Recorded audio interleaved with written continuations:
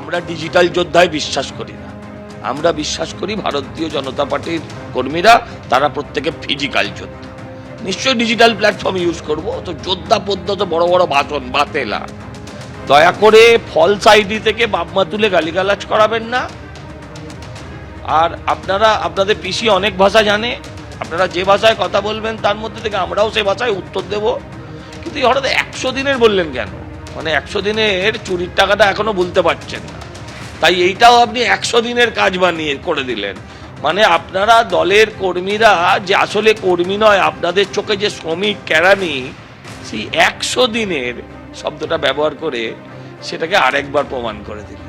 তৃণমূল কংগ্রেসের মতো কোটি কোটি টাকা দিয়ে, বেসরকারি সংস্থাকে দিয়ে, প্রাইভেট কোম্পানির বড় বড় বিল্ডিং নিয়ে, কর্মী নিয়ে, বেতনভুক্ত কর্মী দিয়ে যে সোশ্যাল মিডিয়া চালানোর যে প্রক্রিয়া বা পদ্ধতি, সেটা কিন্তু ভারতীয় জনতা পার্টির নয়।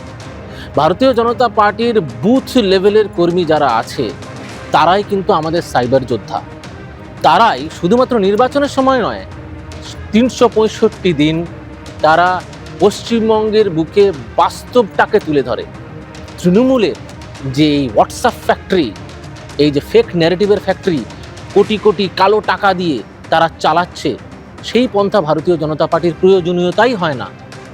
অর্থাৎ বোঝাই গেল তৃণমূল বিজেপি একেবারে দুপক্ষই ঝাঁপিয়ে পড়েছে ডিজিটাল যুদ্ধে। তবে সিপিএম এর কি প্ল্যানিং রয়েছে দেখুন। সোশ্যাল মিডিয়া আজকের সময় যে খুবই গুরুত্বপূর্ণ, এ নিয়ে কোনো সন্দেহ নেই। কিন্তু বাকিদের সঙ্গে আমাদের বেসিক ফারাকটা হচ্ছে এই নাটকবাজির কায়দা, নানান চিত্রনাট্য তৈরি করে করে চলা। এটা অপোজিশন করতে পারে, তৃণমূল বিজেপিরা করতে পারে, কিন্তু আমরা সত্য কথাটা মানুষের কাছে, ফ্যাক্টস অবজেক্টিভলি মানুষের কাছে পৌঁছক, এটা আমরা চাই। সবাই পার্টি মেম্বারও না, সাধারণ মানুষ, সমর্থক, বাম ঘরানা, তারা ভবিষ্যৎ তাকে রক্ষা করার জন্য, পশ্চিমবাংলা তাকে রক্ষা করার জন্য নিজেদের পয়সা খরচ করে, মনটাকে উজাড় করে দিয়ে সোশ্যাল মিডিয়ায় কাজ করেন। ওদের তো লক্ষ লক্ষ টাকা, হাওলার টাকা, কয়লার টাকা, চুরির টাকা, দুর্নীতির টাকা, ওসব অনেক থাকো। কিন্তু এই ডিজিটাল মাধ্যম রাজনৈতিক দলগুলো শুধু কি একে অপরের বিরুদ্ধে সেখানে লড়াই করবে নাকি মানুষের কথা বলবে, এটাই এখন বড় প্রশ্ন। আজকে কিভাবে যুদ্ধ হয়? নেভি, আর্মি, এয়ারফোর্স, কিভাবে যুদ্ধ হয়? এভাবে হয়তো তৃণমূল কংগ্রেসকে আপনি যদি তিনটে ভাগে ভাগ করেন, তাহলে তৃণমূল কংগ্রেসের আর্মি, মানে ভারতবর্ষের ডিফেন্স যদি আপনি দেখেন, তাহলে তিনটে ভাগ আছে: Indian army, Indian navy, Indian air force. ঠিক একইভাবে তৃণমূলকে আপনি যদি তিনটে ভাগে ভাগ করেন, নিচে যারা প্রচার করছে, বুথে যারা বসছে, তারা নিশ্চয়ই দলের সম্পদ। যারা সংগঠনের হয়ে কাজ করছে, দেওয়াল লিখছে, ফেস্টুন লাগাচ্ছে, পতাকা বাঁধছে, মিছিলে হাঁটছে, তারা দলের আর্মি।